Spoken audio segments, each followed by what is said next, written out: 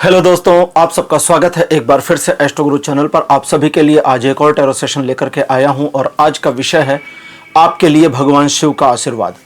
सन 2026 में भगवान शिव के रिगार्डिंग में उनके आशीर्वाद के स्वरूप में ये पहली रीडिंग है।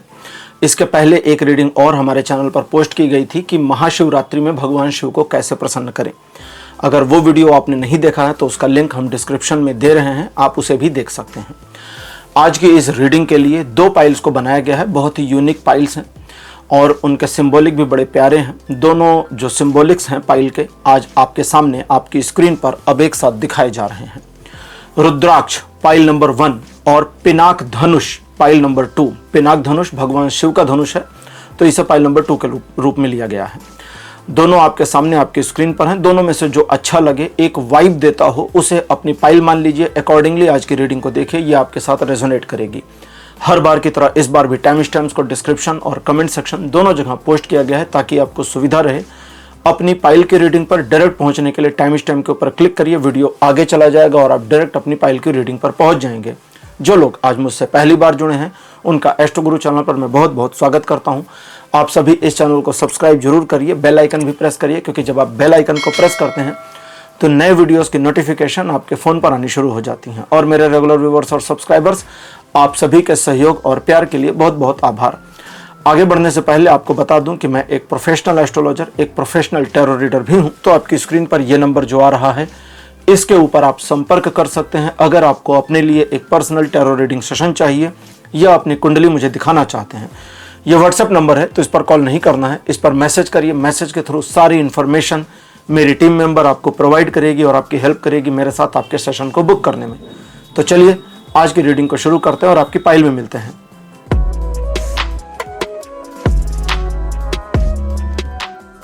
हेलो पाइल नंबर 1, आप सबका स्वागत है आपकी रीडिंग में। आपने रुद्राक्ष को चुना था, मेरे बगल में रुद्राक्ष की फोटो लगा दी गई है। चलिए आज की रीडिंग को शुरू करते हैं और देखते हैं कि आपके लिए भगवान शिव का क्या आशीर्वाद है, क्या संदेश है। आज का हमारा जो विषय है यही है। पहला कार्ड आपके लिए है page of wands. Card number 2 आपके लिए है 7 ऑफ कप्स। थर्ड पोजीशन पर आपके लिए है द डेविल। फोर्थ नंबर पर आपके लिए है 9 ऑफ कप्स और अंतिम कार्ड आपके लिए अपीयर है 3 ऑफ सोर्ड्स। एक ऐसी सिचुएशन आपकी लाइफ की जहां आप अपनी स्पिरिचुअल ग्रोथ को लेकर के एक संशयात्मक स्थिति में सदा आ जाते हैं। कभी कभी कैजुअल हो जाते हैं और कभी कभी इस बात को लेकर के बहुत ज़्यादा चिंतित हो जाते हैं कि मेरी स्पिरिचुअल ग्रोथ सही हो रही है या नहीं। आपके लाइफ में भी अगर हम देखें तो काफ़ी हलचल दिखती है जहां आप अपने जो गोल है उसको अचीव नहीं कर पाए, आपका जो सपना है पूरा नहीं हो पाया। समस्याएं आ गई, एक से ज़्यादा काम आ गए, मल्टीटास्किंग करनी पड़ गई, मन को व्यथित भी करना पड़ गया, दूसरों के चक्कर में खुद को परेशान कर डाला या हो गए या दोनों एक साथ। तो ऐसा दिखता है जैसे हम थोड़ा ज़्यादा पीछे अगर चले जाएं तो आपका एक एंथुजियाज्म दिखता है, एक महत्वाकांक्षा दिखती है, जहां ऐसा लगता है, ऐसा दिखता है कि आप अपने जीवन में कुछ एक ऐसा बेहतर चाहते थे जिसे प्राप्त करना आपके जीवन की एकमात्र चाहत उस समय उस मोमेंट में रही थी। लेकिन उसके बाद आप भ्रमित हुए, मल्टीपल चॉइसेस आपके सामने आए। उस एक चाहत ने आपको हालांकि कंटिन्यू बना करके रखा, आपके मन में उस चाहत का लगातार का प्रवाह भी बना रहा, लेकिन जो भ्रम था वो भ्रम भी काफ़ी अच्छा खासा था। उसने भी आपको काफ़ी ज़्यादा परेशान किया, भ्रमित किया, अलग अलग चीज़ों में आपको लगा दिया। और वस्तुतः आज आप कहेंगे कि भाई मेरे जीवन में बहुत ज़्यादा अप्स एंड डाउन्स तो नहीं हैं, चीज़ें एक कैजुअल वे में आ तो गई हैं, लेकिन पुरानी टीस अभी भी बनी है। वो टीस जो कहीं ना कहीं आपके दिल के अंदर थी वो आगे भी बनी रहेगी, इसकी पॉसिबिलिटीज़ अभी भी दिख रही हैं। सिचुएशन ये है कि आप स्वयं को मैनेज करने में थोड़ा सा विफल रहे। विफल कैसे रहे उसे समझें। आपने हर बार हर मामले में आसान रास्ते को चुना और मुश्किल को नहीं चुना। मुश्किल आपको पता था चुनने से श्योर शॉट सक्सेस मिल जाएगी, लेकिन आसान आपको ज़्यादा अच्छा लगा। हमें अच्छा ही लगता है क्योंकि हम इंसान हैं और हम आसान चीज़ों को ही चुनना चाहते हैं, क्योंकि मुश्किलों से भागना हमारा एक नैसर्गिक नेचर है। ये इनबिल्ट प्रोग्राम है हम इंसानों का।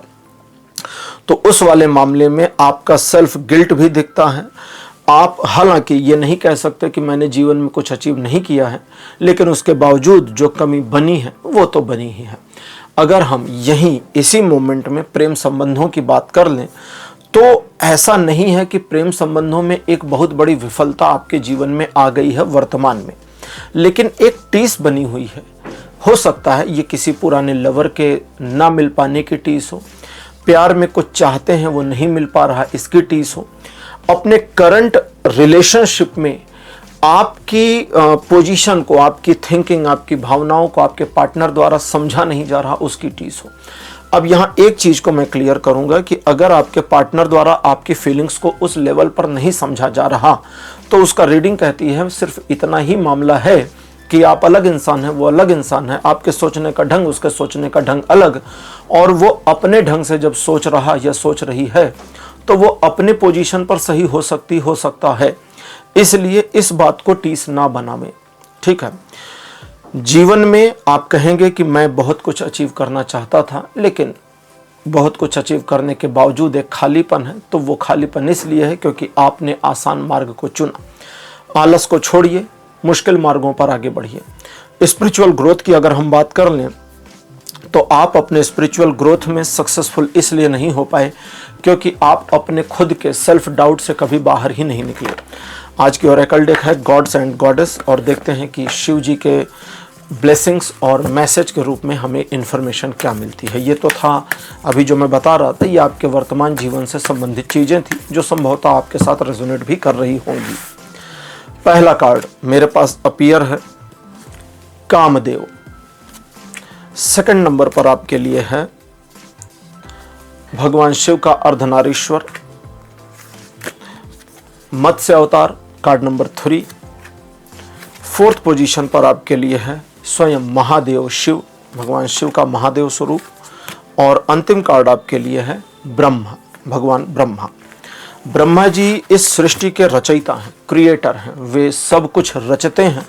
विष्णु भगवान पालन करता है, पालन करने का कार्य उनका है, और जब समय आएगा संहार करने का तब शिव तांडव करेंगे और सब नष्ट हो जाएगा। सबसे मुश्किल काम शिव जी का ही है। नष्ट करना बहुत आसान बात नहीं है, ठीक है। किसी चीज़ को बनाना और किसी चीज़ को मैनेज करना आसान है, लेकिन नष्ट करने के लिए, नष्ट करने का मतलब सिर्फ इतना नहीं है कि सृष्टि नष्ट होगी, सब नष्ट हो जाएगा। वो देवता जिन्होंने अमृत पी रखा है वे भी नष्ट हो जाएंगे, विष्णु और ब्रह्मा भी नष्ट हो जाएंगे, सब नष्ट हो जाएंगे, और फिर नए सिरे से सब शुरू होगा, नया सृजन होगा, नई सृष्टि बन जाएगी। खैर, अब रीडिंग क्या कहती है भगवान शिव के आशीर्वाद के रूप में। सबसे पहले कामदेव और अर्धनारीश्वर रूप। ये दो कार्ड्स मुझे जो इन्फॉर्मेशन देते हैं वो ये कि आप अपने कैजुअल वे को खोजते रहते हैं, और यही चीज आपको आपके लक्ष्य से भ्रमित होने, भटकने और न पहुंचने देने के लिए उत्तरदायी है। आप स्वयं में, जैसा अभी आपके लिए आ रहा था कि आप आसान मार्ग को चुनते हैं, मुश्किल रास्तों को नहीं चुनते। अब यहाँ पर जरा ध्यान दें, मुश्किल रास्ते से मतलब ये नहीं है कि मामला बहुत मुश्किल है और हमें कठिनाई से आगे बढ़ना है। मुश्किल रास्ते से यहाँ पर जो रीडिंग कहती है वो सिर्फ इतना है कि आप अपने प्लान पर काम कर लीजिए। आपने एक प्लान बनाया, एक योजना बनाई, बस उस पर काम कर लीजिए। अपनी ही योजना में एक और ऐसा रास्ता ढूंढना जो चीज़ों को और आसान कर दे। सुबह 6 बजे उठना है, ये हमारा प्लान है, और उसके बाद रात को सोते हुए हमने सोचा कि अच्छा 7 बजे उठेंगे तो भी कोई दिक्कत नहीं होगी, चीज़ें आसानी से मैनेज हो जाएंगी, समय पर तो पहुंच ही जाएंगे। कभी कभी आप स्टेशन पर जाइए, रेलवे स्टेशन पर जाइए, ट्रेन छूटने के समय बहुत सारे लोग आते हैं। कभी सिनेमा देखने जाइए, बहुत सारे लोग मूवी शुरू होने के 2-4 मिनट बाद, 10 मिनट बाद प्रकट होते हैं। अब उनसे अगर पूछिए कि भाई 10 मिनट पहले भी आ सकते थे, तो पता नहीं कुछ काम होगा उनका, कुछ ऐसी अड़चन, कुछ ऐसी मजबूरी, मैं समझ नहीं पाता कभी कभी। और बहुत सारे लोग हैं स्टेशन पर, देखिए आधा घंटा पहले पहुंच जाएंगे, 20 मिनट पहले पहुंच जाएंगे, सिनेमा हॉल के पास भी 15 मिनट पहले पहुंच जाएंगे। दैट मीन्स कि कभी कभी सिर्फ अपनी योजना पर बने रहना ही काफ़ी है, और वही आपके लिए मुश्किल मार्ग है, परेशानी वाला रास्ता है, क्योंकि आप अपनी योजना पर बने नहीं रहते। अब रीडिंग कहती है कि अगर आप अपनी योजना पर बस बने भर रहें तो आपके लिए शुरुआत में मुश्किल तो हो जाएगी, लेकिन फिर चीज़ें आसान होगी क्योंकि वो रूटीन का हिस्सा हो जाएंगी। जैसे बहुत सारे लोग हैं रोज़ नहीं नहाते, कभी करके देखिए, या कोई एक ऐसा काम है, नहाने के अलावा भी कोई ऐसा काम है जो आप करना चाहते हैं डेली एक्सरसाइज में, डेली रूटीन में अपने लाना चाहते हैं, लेकिन ला नहीं पा रहे। जैसे बुक पढ़ना हो गया, ठीक है, एक्सरसाइज हो गया, कुछ भी हो गया। 2 सेटअप्स हैं, पहला 21 दिन लगातार करिए, और दूसरा जब 21 दिन पूरा हो जाए तो उसे फिर 84 डेज यानी 84 दिन लगातार करिए। अगर आप शुरू के 21 दिन लगातार करते हैं तो आपको जोर लगाना पड़ेगा, थोड़ा एफर्ट ज़्यादा लगाना पड़ेगा। 21 दिन के बाद आप 21 में जब 84 टोटल, 0 से 21 एक पढ़ाओ और फिर 84, ठीक है, दूसरा, तो मतलब 0 से 84। ऐसा नहीं है कि 21 के बाद 84 और नहीं, ऐसा नहीं, वो टोटल, ठीक है। तो जब 21 के बाद आप 22वें दिन से 84 डेज की ओर आगे बढ़ते हैं तो एफर्ट कम हो जाता है, थोड़ा आसान हो जाता है। और 84 डेज 84 दिन बीतने के बाद वापस आना मुश्किल होता है, फिर आप नहीं कर पाएंगे, आपकी वो रूटीन और आदत में आ जाएगा। जैसे अगर ना नहाने वाले ही मामले को 84 दिन अगर आप डेली नहा लें तो फिर 85वें दिन आपका मन अजीब हो जाएगा, आपको लगेगा यार नहा ही लेना चाहिए, पता नहीं कैसी फीलिंग आ रही है, खुद ही खराब लगने लगेगा। तो अगर रूटीन बनाना है किसी चीज़ को, बस इतना ही करना है। अब रूटीन बनाने के लिए कुछ नया नहीं किया, बस प्लान पर काम कर लिया, वो भी शुरू में जोर लगा करके, शुरू में जोर लगाकर, खुद को धक्का मारकर, और उसके बाद में उस जोर पर खुद को बनाए रखकर फिर सब रूटीन में आ गया। तो बस इतना ही करना है। आगे मत्स्य अवतार का कार्ड कहता है कि अगर ये आपने कर लिया तो ये आपके अंदर एक परिवर्तन ले आएगा।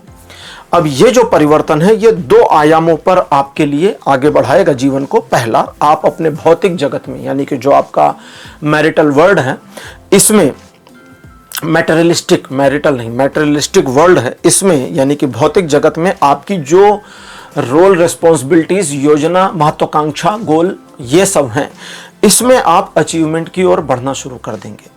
यानी कि आप जॉब या बिजनेस कर रहे हैं, या आप गृहिणी हैं, या स्टूडेंट हैं, तो उसमें आपका एक अच्छा प्रभाव बढ़ना पड़ना शुरू हो जाएगा। और दूसरा, अगर आप, अब यहां पर अगर आ रहा है, अगर आप आध्यात्मिकता की ओर आगे बढ़ रहे हैं, और रीडिंग कहती है कि अगर आप आध्यात्मिकता में ध्यान नहीं कर पा रहे, पूजा नहीं कर पा रहे, मंदिर जाने का रूटीन नहीं बन पा रहा, तो वही 21 और 84 दिन का रूटीन बना लीजिए। अब जैसे 84 दिन के रूटीन में कैसे करेंगे, मान लीजिए आपको वीक में एक दिन जाना है, तो फिर 84 डेज मतलब 3 महीने मान लीजिए, 3 महीने लगातार हर हफ्ते निश्चित दिन पर। ऐसा नहीं कि आपकी सोमवार गए, फिर बृहस्पतिवार चले गए, फिर शुक्र चले गए, ऐसा नहीं चलेगा। निश्चित दिन पर, सोमवार तो सोमवार, मंगल तो मंगल, बुध तो बुध, ऐसे निश्चित चले जाएंगे तो 3 महीने बाद वो रूटीन में आ जाएगा। और स्पिरिचुअल प्रैक्टिसेस में आपको स्वयं, अगर आप करते हैं इस चीज को, ये ऐसा नहीं कि केवल किसी कार्य पर करना है या नहाने पर करना है या किसी चीज पर, आप अपनी स्पिरिचुअल प्रैक्टिस में कर सकते हैं। अगर आप किसी स्तोत्र का पाठ कर रहे हैं, उसे 84 डेज कंटिन्यू कर लीजिए। आप मेडिटेशन कर रहे हैं, 84 डेज कंटिन्यू कर लीजिए। कोई रिचुअल कर रहे हैं, 84 डेज कंटिन्यू कर लीजिए, 84 दिन कंटिन्यू कर लीजिए। और अगर आप ये कर लेते हैं तो अंतर्ज्ञान हो जाएगा, एक अंतर आत्मज्ञान प्राप्त होना शुरू होगा। आत्मज्ञान क्या होगा? आत्मज्ञान ये हो जाएगा आपको कि थोड़ा सा मेरे बताने जैसा exact word to word, sentence to sentence नहीं होगा, थोड़ा सा आपकी फीलिंग में डिफरेंस आ सकता है। रीडिंग कह रही है जो आत्मज्ञान ये हो जाएगा कि मुझे ये कंटिन्यू करना चाहिए, बस इतना। ये सुनने में बड़ा आसान सा लगा, लेकिन इसके पीछे के कई मर्म, कई लॉजिक, कई चीज़ें आ सकती हैं जो आपके लिए होगा। तो मेरे लिए यहाँ पर रोक आ रही है कि मैं इससे ज़्यादा और लाइंस ना बोलूँ, क्योंकि फिर आप मेरी लाइन के साथ रेजोनेशन शुरू कर दोगे कि जो बताया गया था बिल्कुल वही फीलिंग तो नहीं आ रही है। तो बस इतना ही समझे कि अंतर्ज्ञान ये आ जाएगा कि मुझे अब कंटिन्यू करना चाहिए। अगर आप स्वयं कोई कंटिन्यू कर लेते हैं तो न सिर्फ आप अपने टारगेट्स, अपने गोल्स को अचीव करने की पोजीशन में आ जाएंगे, ट्रांसफॉर्म हो जाएंगी पर्सनालिटी आपकी, आपका समाज में रुतबा बढ़ जाएगा। और शिव जी कहते हैं, या शिव जी की ब्लेसिंग्स जो कह रही है वो ये कि अब आप एक ऐसी पोजीशन की ओर आगे बढ़ना शुरू कर देंगे जहां आप क्रिएशन और पालन दोनों संभालना शुरू करें। क्रिएशन और पालन, क्रिएशन और मैनेजमेंट, यानी कि आप कुछ नया कर पाएंगे, कुछ नया सोच पाएंगे और उसे मैनेज कर पाएंगे। यानी ब्रह्मा जी और विष्णु जी, इन दोनों की जो एक ब्लेसिंग आप कह लें या इन दोनों का एक प्रभाव कह लें, वो आपके जीवन पर पड़ेगा और आप कुछ ऐसा करने और ऐसा कुछ करने और उसे मैनेज करने की ओर आगे बढ़ जाएंगे जो आपके जीवन में एक रिमार्केबल पोजीशन तक आपको पहुंचा दे। इसकी पॉसिबिलिटीज बनती चली जा रही हैं या बनती चली जाएंगी। लेकिन अब दिल टूटने वाले मामले पर आप समझ लें, जो आपको पहले बताया गया था मामला बस वही है। अगर आपको आपके पार्टनर के साथ कोई समस्या है तो ये उसके पॉइंट ऑफ व्यू की वजह से हो सकता है, उसके पॉइंट ऑफ व्यू को स्वीकार करें। और अगर कोई पुराना प्रेम प्रसंग का मामला है तो जो पीछे छूट गया वो छूट गया, अब वर्तमान में आगे बढ़ जाइए, बस इतना ही करिए। तो ओवरऑल शिव जी की जो ब्लेसिंग्स का मामला यहाँ पर है, पहली चीज ये समझ लें कि ये सारी जानकारी इसी वजह से आई क्योंकि उनकी ब्लेसिंग्स आपके ऊपर बनी है। अगर नहीं बनी होती तो इतने सजेशंस नहीं आते। दूसरा, वे चाहते हैं आपकी पर्सनालिटी में ट्रांसफॉर्म हो। तीसरा, वे चाहते हैं आप नए गोल्स, नए टारगेट सेट करें, कुछ नया करें जीवन में और उसे मैनेज करें ताकि आपके लिए एक रिमार्केबल पोजीशन पर आप पहुंच सके, एक ऐसी अचीवमेंट पर पहुंच सके जो ना सिर्फ आपके लिए, आपके परिजन और आपके जान पहचान वालों के लिए भी एक रिमार्केबल चीज हो कि भाई हाँ, इस पर्सन ने अपने जीवन में ये गोल अचीव किया है या कुछ नया करके दिखाया है। तो उस नए तक पहुंचेंगे आप, उनका ब्लेसिंग, उनकी आशीर्वाद आपके साथ बना हुआ है। पाइल नंबर 1 रीडिंग यहीं कंप्लीट हो रही है। आज की रीडिंग आपको कैसी लगी, अपने एक्सपीरियंस, अपने अनुभव कमेंट सेक्शन में जरूर लिखिएगा। इस वीडियो को लाइक करिए, शेयर करिए और चैनल को सब्सक्राइब करना मत भूलिएगा। अगले वीडियो में आपसे फिर मिलूंगा, तब तक के लिए बाय बाय।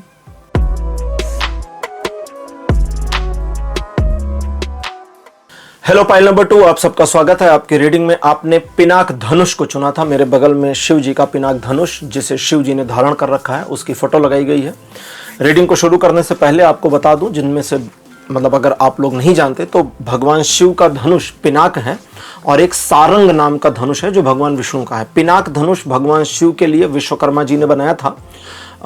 एक समय था जब त्रिपुरासुर नाम के असुर थे, ठीक है, एक त्रिपुर थे और त्रिपुर के जो स्वामी थे असुर, उनको त्रिपुरासुर कहते थे और उनको वरदान था कि उनको एक बार में ही मारा जा सकता है। तीनों, उनके 3 पुर थे और तीनों तैरते रहते थे हवा में। तीनों एक सीध में आ जाएं और एक ही बाण से मार दिया जाए तभी उनका नाश हो सकता था, अन्यथा नहीं। तो पिनाक धनुष का इस्तेमाल भगवान शिव ने उस मोमेंट में किया था। बाद में पिनाक धनुष को महाराजा जनक के पूर्वजों को दे दिया था। तो जनक के पूर्वजों से महाराजा जनक के परिवार में ही शिव धनुष रहा और कथाओं के अनुसार उसे उठाना आसान नहीं था, एक इंसान के बस का नहीं था, 10-20 लोग मिलकर भी नहीं उठा सकते थे। कुछ कथाएं कहती हैं कि 100 से ज़्यादा सैनिक लगते थे उठाने में, कुछ कथाएं कहती हैं कि 1000 भी लगते। तो मेरा अनुमान है कि 100 के आसपास का रहा होगा मामला, काफ़ी बड़ा था। और उसे माता सीता जो है उठा लिया करती थी, साफ जहाँ रखा था ना उसे उठा करके बाएं हाथ से दाएं हाथ से साफ सफाई करके फिर रख देती थी। तो इसीलिए भगवान विष्णु ने जब भगवान राम का अवतरण लिया तो राजा जनक ने उस धनुष को उठाने का एक वो रखा था कि भाई जो धनुष उठा लेगा मेरी पुत्री से विवाह उसी का होगा। और भगवान राम ने धनुष उठाया तो फिर जब डोरी बांध रहे थे तो उसमें वो टूट गया था, तोड़ा नहीं था। जैसे कई बार लोग कहते हैं ना कि भगवान राम ने शिव का धनुष तोड़ दिया, तोड़ा नहीं था, वो उस पर डोरी बांध रहे थे, डोरी खुली हुई थी, डोरी बांध रहे थे। डोरी बांधने के लिए धनुष को झुकाया और वो टूट गया। चलिए रीडिंग को शुरू करते हैं, देखते हैं आपके लिए क्या आता है। पहला कार्ड आपके लिए जो है वो है page of cups. Second position पर आपके लिए कार्ड अपेयर हुआ है 8 ऑफ कप्स और थर्ड नंबर पर आपके लिए है 7 ऑफ सोर्ड्स। कार्ड नंबर 4 है 6 ऑफ पेंटिकल्स और अंतिम कार्ड आपके लिए है क्वीन ऑफ सोर्ड्स। तो 5 कार्ड माइनर आर्कैना से आपके लिए। आज का हमारा विषय है कि भगवान शिव का आपके लिए आशीर्वाद। सबसे पहले हम आपके जीवन के बारे में थोड़ा सा देखते हैं। एक सिचुएशन ऐसी दिखती है जहां पर आर्थिक रूप से एक समस्या, आर्थिक रूप से चीज़ों को मैनेज करने में थोड़ी विफलता, कुछ दूसरों की वजह से मिली असफलता या दूसरों को खुश करने के चक्कर में परेशानी आपके जीवन की दिखती है। थोड़ा हम और पीछे जाएं तो आपके जीवन में चीज़ें दूसरों के द्वारा बहुत ज़्यादा संचालित हुई थी, पास्ट की बात कर रहे हैं।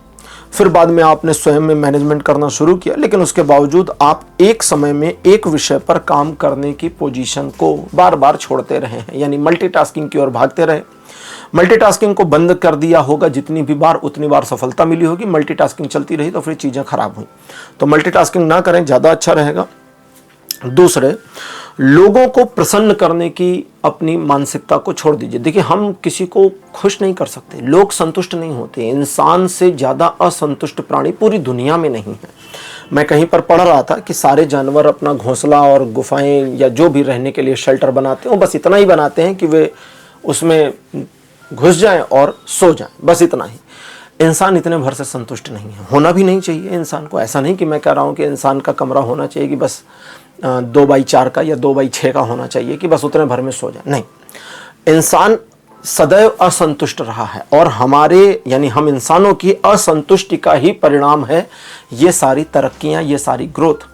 हम अगर असंतुष्ट ना रहें तो हम तरक्की नहीं करेंगे, ठीक है। लेकिन असंतुष्टि कभी कभी चीज़ों को खराब भी करती है। अब आप जिन लोगों की मदद करते हैं, आप जिन लोगों का भला करते हैं, आप जिन लोगों की केयर और वैल्यू करते हैं, वे भी असंतुष्ट हैं, स्टिल आपसे असंतुष्ट है। अभी भी आप में कमियां निकली जा रही हैं, अभी भी आपको गलत ठहराया जा रहा है। तो रीडिंग कहती है कि अब उनको उनके हाल पे छोड़ दीजिए। आगे है कि भाई आप कहेंगे कि अगर उनको उनके हाल पे छोड़ दिया और हमने जरा अपना पक्ष देखना शुरू किया तो हमें 4 गालियां मिलेंगी। तो रीडिंग कहती है कि भाई अभी कौन सी 2 मिल रही हैं, अभी भी 4 ही गालियां मिल रही हैं। तो 4 अभी मिल रही हैं, 4 बाद में मिलेंगी, मामला उतना ही है, इससे ज़्यादा कुछ होने वाला नहीं। लेकिन सबसे इंपॉर्टेंट चीज़ क्या है कि दूसरों के काम के लिए आपकी तत्परता देखते बनती है, दूसरों के काम के लिए आपकी ऊर्जा भी, आपकी एनर्जी भी देखते बनती है। बड़ी एनर्जेटिक हो जाते हैं आप, या बड़ी एनर्जेटिक हो जाती हैं आप। और जब अपना मामला आता है तो फिर आपसे ज़्यादा आलसी और आपसे ज़्यादा लेज़ी कोई नहीं। बहुत लेजीनेस आ जाती है, अपने काम को टाल दिया जाए, कल कर लेंगे, परसों कर लेंगे, इतनी भी जल्दी क्या है, अभी तो सालों जीना है। और दूसरे के काम को अरे नहीं किया तब तो गड़बड़ हो जाएगी। बहुत सारे लोग ऐसे हैं, ऑफिस में बॉस ने कहा ये काम करके दो, झटपट झटपट करके दे दिया, और अपने स्वयं के लिए काम को टाले हुए हैं। अपने स्वयं के लिए कोई चीज़ करना है वो टलता चला जा रहा है। बहुत सारे लोग हैं जिनको मैं जानता हूँ, या आप भी जानते होंगे, वे बड़ी बड़ी कंपनीज में एडमिनिस्ट्रेशन में काम करते हैं। ऑफिस में छोटी सी ज़रूरत तुरंत पूरी हो जाती है और घर की कोई चीज़ है लंबे समय से पेंडिंग रहती है। तो अपनी इस मानसिकता को थोड़ा छोड़ें और अपने आलस को त्यागें, क्योंकि रीडिंग कहती है कि आपको मालूम होता है हर बार कि मुझे क्या करना है, लेकिन आप करते नहीं हैं।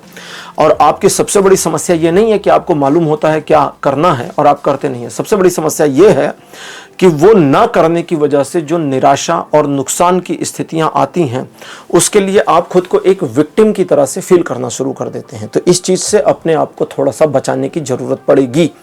अगर आप स्वयं को इस चीज़ से नहीं बचाते हैं तो फिर आपके जीवन की यह निरंतरता चलती रहेगी। अगर हम निरंतरता की बात कर लें, चीज़ों को अलग परिप्रेक्ष्य में देखें, तो वस्तुतः आपके जीवन में किसी प्रकार की कोई बड़ी समस्या मुझे नज़र नहीं आती। आप कहेंगे नहीं समस्या है, वैसे ऊपर से नहीं दिखती, मैं ऊपर से ही देखने की बात कर रहा हूँ, तो वस्तुतः कोई समस्या नज़र नहीं आती। लेकिन आप कहेंगे कि समस्याएं तो भरी पड़ी हैं।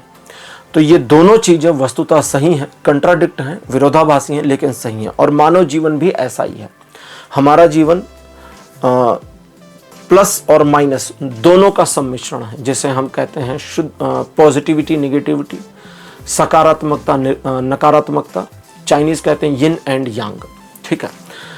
निगेटिविटी ना हो तो पॉजिटिविटी का पता नहीं चलेगा, पॉजिटिविटी ना हो तो निगेटिविटी का पता नहीं चलेगा। दोनों एक दूसरे के पूरक हैं, हट नहीं सकते। तो आपके जीवन में चढ़ाव और उतार दोनों एक दूसरे के पूरक हैं। समस्या ये है कि आप उतार के समय जब डाउनफॉल जाती हैं चीज़ें तो ज़्यादा एक्टिव हो जाते हैं, और जब चढ़ाव का मामला आता है तो आप इनएक्टिव होकर के लेजी हो जाते हैं। इस चीज़ को दूर करने की ज़रूरत है।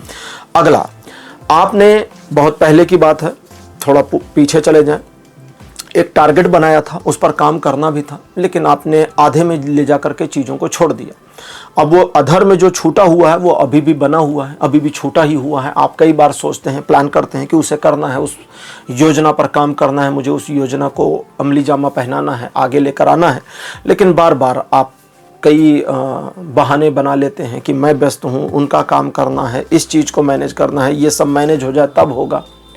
कभी कुछ भी पूरा नहीं होता, ठीक है। बहुत सारे लोग हैं जो सोचते हैं कि हमारे जीवन में ये चीज़ें हो जाएं फिर हम ये करेंगे, ठीक है, इतना हो जाए फिर हम फलाना काम करेंगे। अब उसमें कोई भी काम हो सकता है, कई बार उसमें पढ़ाई का मामला हो सकता है, जॉब का मामला हो सकता है, विवाह का मामला हो सकता है, कुछ भी हो सकता है कि ये इतना हो जाए तब हम ये करेंगे, और वो उतना कभी हो नहीं पाता और उसमें चीज़ें छूट जाती हैं। तो इसलिए जो फिल करना चाहते हैं आप, समझिए ये कि फिल हो नहीं सकता। तो स्वयं को किसी भी दशा में एक परख में लाने की कोशिश मत करिए कि कोई मुझे परखे, कोई मुझे जज करे, ऐसी फीलिंग में मत आइए।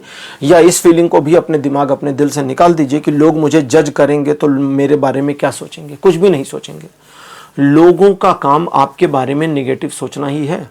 एक बार एक बड़ी कंपनी के अच्छी पोजीशन पर एक पर्सन थे, उनसे बात हो रही थी। उन्होंने कहा कि जब बड़ी कंपनीज में, ऑर्गेनाइजेशंस में प्रेजेंटेशन मीटिंग चल रही होती है और सामने एक पर्सन प्रेजेंटेशन प्रस्तुत कर रहा होता है, तो पता है बाकी लोग बैठ के क्या सोच रहे होते हैं। मैंने कहा भाई प्रेजेंटेशन के बारे में सोचते? बोला नहीं, ये नहीं सोचते। वो सोचते हैं इसमें गलती कहाँ है, हम कहाँ इसकी गलती पकड़कर क्वेश्चन पूछ लें, और कुछ नहीं। किसी को कोई प्रेजेंटेशन से लेना देना है नहीं, ये यूं ही है, फालतू का है। That's it. तो इट मीन्स कि लोग हमारी गलतियां पकड़ने के लिए उत्सुक हैं, उतावले हैं। ठीक है। आप जब न्यूज़पेपर पढ़ते हैं, अब तो न्यूज़पेपर का समय भी जा रहा है, या समाचार सुनते हैं, सारी खबरें अगर अच्छी और सकारात्मक आ जाएं तो आपका दिल नहीं लगेगा। मनोवैज्ञानिक कहते हैं कि जो हमारी सोसाइटी में, हमारे इस विश्व में आत्महत्या करने की दर है, सुसाइड करने का जो एवरेज है, युद्ध के समय वो घट जाता है। अगर किसी देश में मान लीजिए उदाहरण के लिए साल भर में 100 लोग सुसाइड करते हैं और वो देश युद्ध में चला जाए तो 50 लोग करते हैं, फिर 50 लोग नहीं कर रहे, ऑटोमेटिक। क्यों?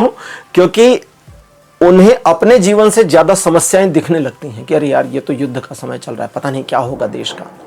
ठीक है, कई बार जोश में आ जाते हैं कि हमें मौका मिले तो हम ही जाकर लड़ाएं, है ना, लोग ऐसा करते हैं।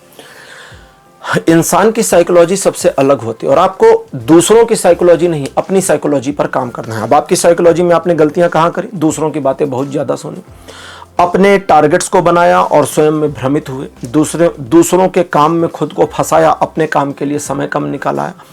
अभी भी देख रहे हैं कि दूसरों की नज़रों में हम ऊंचे उठ जाएं। इस बात की चिंता करने की कोशिश करें कि हम अपनी नज़रों में ऊंचे उठें, ऊपर उठें। दूसरों की नज़रों में ऊपर उठने की कोई आवश्यकता नहीं है। और लास्ट में स्वयं को एक कैजुअल मोड में रहने से हटाइए, बचाइए। तो ये थी अभी की एक जनरल रीडिंग। अब लेते हैं gods and goddess Oracle deck और देखते हैं कि आज की रीडिंग के विषय हमारे जो है कि भगवान शिव का आपके लिए क्या आशीर्वाद है, क्या गाइडेंस है, क्या ब्लेसिंग्स हैं। तो उसे भी हम रीड करने की कोशिश करते हैं और आपके जीवन के परिप्रेक्ष्य में उनकी गाइडेंस कहाँ बैठ रही हैं, क्या सजेशंस दे रही हैं और आपके लिए कितना हितकारी होगा, ये सब परखते हैं। पहला कार्ड आपके लिए है कूर्म अवतार, भगवान विष्णु का कूर्मा रूप। सेकंड पोजीशन पर श्री हनुमान जी। कार्ड नंबर 3 आपके लिए नारद मुनि। और फोर्थ नंबर पर आपके लिए भगवान विष्णु का मत्स्य अवतार। और अंतिम कार्ड आपके लिए अपीयर हुआ है भगवान बुद्ध।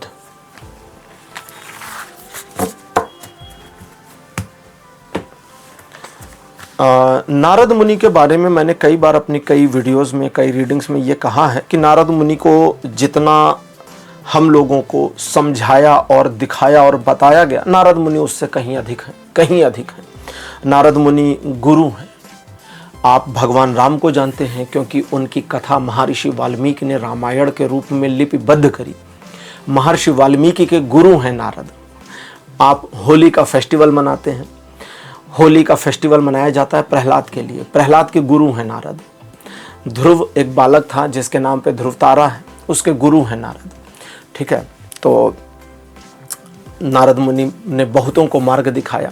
नारायण नारायण का जप करते, ब्रह्मांड में विचरण करते हुए नारायण के अतिरिक्त तो कुछ नहीं है, यही वे बताते रहते हैं। चलिए रीडिंग को शुरू करते हैं।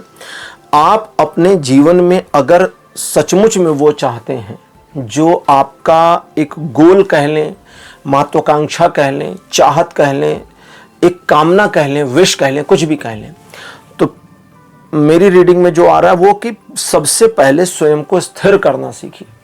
आपकी अस्थिरता चीज़ों को खराब करती है। एक चीज़ पर टिक जाओ ना, पहले रुक जाओ कि भाई मुझे जीवन में ये चाहिए, क्योंकि जब तक रुके नहीं हैं तब तक आप अपने जीवन को केंद्रित नहीं कर पाएंगे, आप अपनी ऊर्जा को केंद्रित नहीं कर पाएंगे। बहुत सारे लोग कहते हैं कि मैनिफेस्टेशन करिए और मैनिफेस्टेशन करने से बहुत कुछ होता है।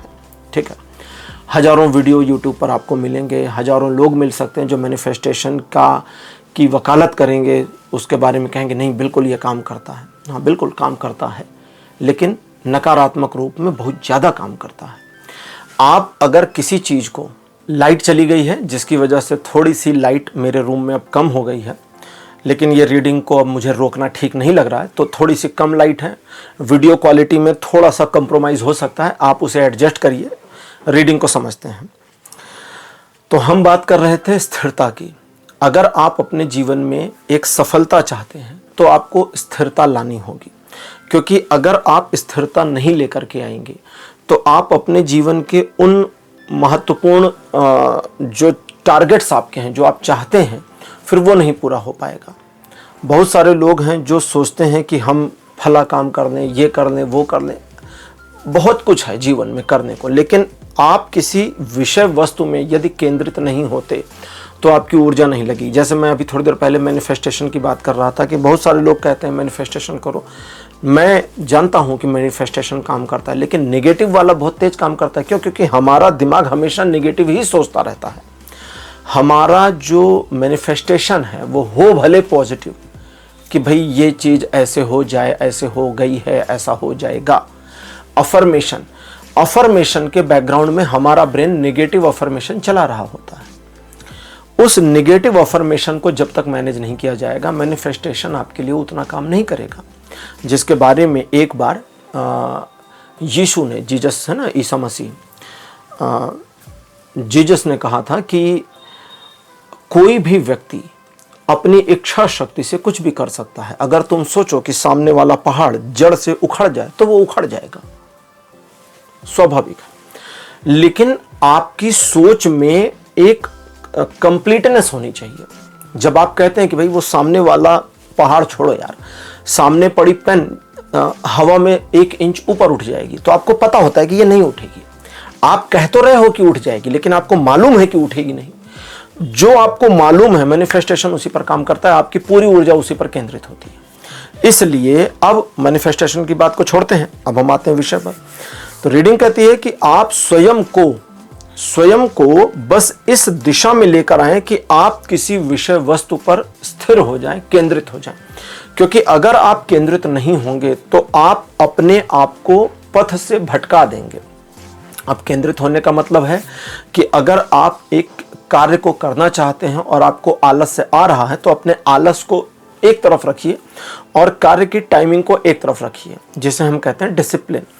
और अगर अब भगवान कूर्मा अवतार और हनुमान जी का कार्ड एक साथ, अगर आप उस डिसिप्लिन में आ जाते हैं, स्वयं को डिसिप्लिन में लाना थोड़ा सा मुश्किल होता है, लेकिन रीडिंग कहती है अगर आप एक डिसिप्लिन में आ जाते हैं तो वो डिसिप्लिन आपके जीवन में, नारद मुनि कहते हैं, एक लय बना देगी।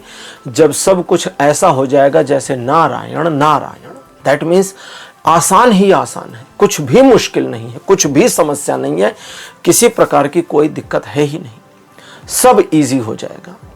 ठीक है, छोटा बच्चा जब चलना शुरू करता है तो गिरता है, 1 दिन 2 दिन 4 दिन 10 दिन हफ्ते 10 दिन गिरता है, लेकिन एक बार जब चलना उसे समझ में आ जाता है तो उसकी अपनी साइकोलॉजी कहती है कि ये तो बहुत आसान है, फिर वो भागना शुरू करता है, उसे पकड़िए। क्यों? क्योंकि अब उसे जहां आनंद आ रहा है, अगर उसे पानी में आनंद आ रहा है तो पानी में चला जाएगा, उसे जहां आनंद आ रहा है वो वहां जाएगा। और जब वो बच्चा सीढ़ियां चढ़ना शुरू कर देता है, ठीक है, अपने हाथों और पैरों से पकड़ पकड़ कर, तो घरों में देखिए सब कहते अब ये सीढ़ी चढ़ना सीख गए हैं, अब ये सीढ़ी पे ही मिलते हैं हर समय। वो बच्चा हमेशा सीढ़ी पे मिलेगा, क्यों? क्योंकि उसके लिए वो आसान हो गया, वो लय बन गया। तो आपके लिए वो लय बन जाएगा, और जब लय बन गया तो मत्स्य अवतार का कार्ड कहता है कि अब तुम्हारी पर्सनालिटी में आ गया वो परिवर्तन जिसकी थी रिक्वायरमेंट, और जो तुम्हें तुम्हारे जीवन के उस पथ पर लेकर जाएगा जहां पर तुम्हें सचमुच पहुंचना था। और आज की रीडिंग का हमारा जो मूल विषय है उस पर हम आते हैं। भगवान शिव का आपके लिए आशीर्वाद। शिव कहते हैं कि तुम्हारे लिए चीजें आसान हैं क्योंकि तुम्हारे में वो योग्यता है जो तुम अपने जीवन को कर सकते हो परिवर्तित, लेकिन तुम्हारा स्वयं पर जो अविश्वास है वो चीजों को खराब कर रहा है। तो स्वयं पर यदि विश्वास कर लेते हैं, स्वयं पर भरोसा कर लेते हैं और अपने को बस एक रूटीन डिसिप्लिन में ले आते हैं तो चीजें आसान हो जाएंगी। और तब भगवान बुद्ध का कार्ड है जो कहते हैं कि अब एक ऐसी स्थिति में आना शुरू हो जाएंगे जो कि भविष्य है, जहां आपके लिए चीजें शांत और निर्मल हो जाएंगी, आपाधापी बंद। आप चाहते हैं ना कि मैं एक कैजुअल पोजीशन में आ जाऊं, तो एक ईजीनेस में आ जाएंगे। जैसे कभी आपने गाड़ी चलाई हो तो लोग क्या कहते हैं कि जब गाड़ी हाईवे पर हो, रास्ता साफ हो, आप टॉप गियर में हो और एक सफिशिएंट स्पीड हो, और उसी स्पीड में ना गाड़ी ऊपर की स्पीड ले रही है, मतलब अगर हम इसको ले लें कि मान लीजिए कोई एक रफ्तार है, अब रफ्तार में ना हम ऊपर जा रहे हैं ना नीचे जा रहे हैं, उसी लय में चल रहे हैं, तो गाड़ी बहुत आराम से और प्यार से चलती है, फिर मज़ा आता है उसमें। ठीक है, जैसे आप अगर कभी प्लेन में बैठें तो जब प्लेन टेक ऑफ होता है, उड़ता है, ऊपर की ओर उठता है, तो झटका लगता है थोड़ा सा, कान में और सांसों में भी थोड़ी समस्या होती है। ठीक है, कान में भी थोड़ा सा एयर प्रेशर फील होता है। लेकिन वही प्लेन जब हवा में एक स्पीड में आ जाता है, एक लय में आ जाता है, तो फिर सब नॉर्मल हो जाता है, सब आनंदमय हो जाता है। ठीक है, तो बिल्कुल जीवन भी आपका ऐसा हो जाएगा। लाइट भी आ गई है, और जीवन ऐसा ही होना चाहिए। तो स्वयं को टॉर्चर करना बंद करिए, दूसरों के निमित्त अपने आप को खपाना, गलाना, परेशान करना बंद करिए, क्योंकि उससे कुछ अर्थ निकल नहीं रहा। इसका यह मतलब नहीं है कि दूसरों की मदद मत करिए, जरूरत पड़े तो कर दीजिए, जरूरत पड़े तो करिए, लेकिन उनके लिए ही अपने जीवन को खपा मत दीजिए। स्वयं का ध्यान दीजिए, क्योंकि स्वयं को ही आगे लेकर जाना है। पुराने समय में लोग तपस्या करने चले जाते थे, किसके लिए? स्वयं के लिए। विश्वामित्र एक राजा थे, विश्वामित्र एक राजा थे, और राजा होकर के वे तपस्या करने चले गए तो स्वयं के लिए गए, और फिर वहाँ से राजर्षि बन गए, राजऋषि बन गए, और फिर राजऋषि से ब्रह्म ऋषि बन गए। और फिर उन्होंने भगवान राम को भी शस्त्र की शिक्षा दी। भगवान राम के गुरु में एक है, वशिष्ठ जी गुरु थे, और विश्वामित्र भी गुरु थे उनके।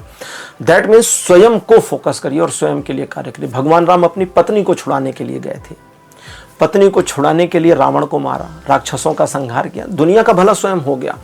वे दुनिया का भला करने के लिए रावण को मारने नहीं गए थे, वो तो स्वयं के लिए गए थे। भगवान कृष्ण ने कंस को मारा अपने माता पिता के, जो उसने गलत किया था उसकी वजह से मारा। मैं माता पिता को बंद कर दिया, आपने मेरे 6 भाइयों को मार दिया, फिर आपको छोड़ा क्यों जाएगा? ठीक, लेकिन उससे संसार का भला हुआ। देखिए, दुनिया का भला स्वयं हो जाता है। ठीक है, हेनरी फोर्ड ने मोटर कार बनाई, दुनिया आज उस पर चल रही है। राइट ब्रदर्स ने हवाई जहाज बनाया आधुनिक समय में। पहले तो भारत में विमान शास्त्र है हमारे पास, 100 से ज़्यादा विमान शास्त्र हैं, लेकिन अभी उस पर काम और शोध नहीं हो पा रहा है।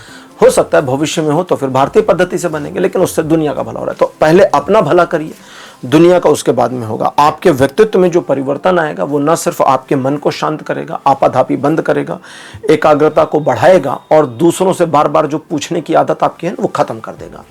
पाइल नंबर 2 रीडिंग कंप्लीट हो गई है। आज की रीडिंग कैसी लगी, अपने एक्सपीरियंस, अपने अनुभव कमेंट सेक्शन में जरूर लिखिए। इस वीडियो को लाइक करिए, शेयर करिए, और चैनल को सब्सक्राइब करना मत भूलिएगा। अगले वीडियो में आपसे फिर मिलूंगा, तब तक के लिए बाय बाय।